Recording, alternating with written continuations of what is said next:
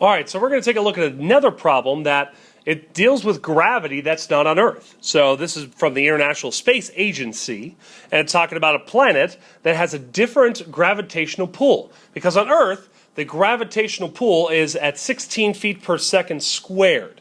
And it's a nice whole number because we do it in feet squared. We could do it in miles per hour or meters per second, but 16 feet per second is a nice number. Now, on this planet, as you can see, if I'm reading here when I set up my problem, h of t will equal, the gravitational pull is 98 feet per second squared. So I'm going to write negative 98t squared. And then I find my initial velocity, which it tells me a ball is being directly upwards at 147 feet per second, so plus 147t.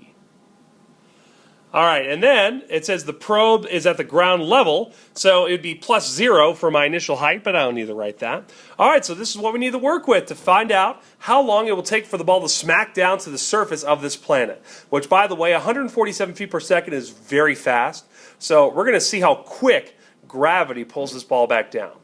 So 0, because again, we want to find at what time will the height be 0 of my ball. Negative 98t squared plus 147t. Now, looking at my binomial, I can factor out at least a negative t from everything. So I'm going to get positive 98t minus 147 equals 0. So now set each piece equal to 0. So negative t equals 0, which we know t equals 0. That's obvious, right? Because the ball's in the ground at 0. We know that. So it's the other time we need to figure out that the ball will hit. So it starts at 0. It launches out of the probe. When will it come back down? We find that out by solving this next part. 98t minus 147 equals 0. To get t by itself, we add 147 to both sides. And we're going to get 98t equals 147. And to get t by itself, we divide by 98. And if you have a calculator, great. Actually, when you type it in, you're going to get 1.5.